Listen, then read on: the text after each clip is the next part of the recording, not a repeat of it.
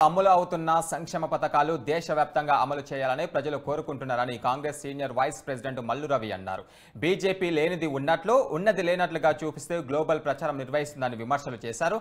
ఇక పార్లమెంటు ఎన్నికల్లో బీజేపీ ఎక్కువ సీట్లు గెలుస్తామని పగటి కలలు కంటుందని ఎద్దేవా చేశారు. గతంలో గెలిచిన 4 సీట్లు కూడా బీజేపీ గెలవదని ఆయన జోస్యం చెప్పారు.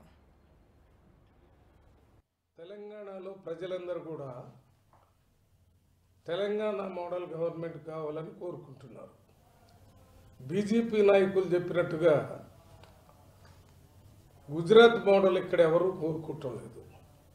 తెలంగాణ మోడల్ అయితే ప్రజలందరికీ ఇందిరమ్మ ఇండ్లు 5 లక్షల్లో వస్తాయని వారు అనుభవిస్తూ చూస్తున్నారు.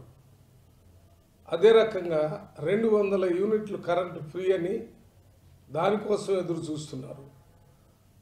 అదే రకంగా 10 లక్షల రూపాయలతోనే పేద ప్రజలకి ఉచిత వైద్యం దొరుకుతుందని ఆశిస్తున్నారు.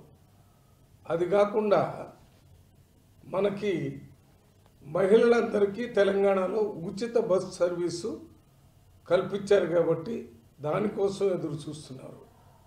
అంతేకాకుండా 500 రూపాయలకే సిలిండర్ ఇచ్చేటటువంటి అవకాశం తెలంగాణ గవర్నమెంట్లో ఉంది. అదే కాకుండా 2500 రూపాయలు మహిళలకు ఇవ్వటానికి తెలంగాణ ప్రభుత్వం నిర్ణయించింది, ఇస్తున్నారు. ఇవన్నీ తెలంగాణ మోడల్. తెలంగాణ మోడల్ ఒక్క తెలంగాణలోనే కాకుండా భారతదేశం మొత్తంలో ప్రజలకు అందాలనేటటువంటి ఆలోచనతో ప్రజలు ముందుకు పోతున్న సందర్భంలో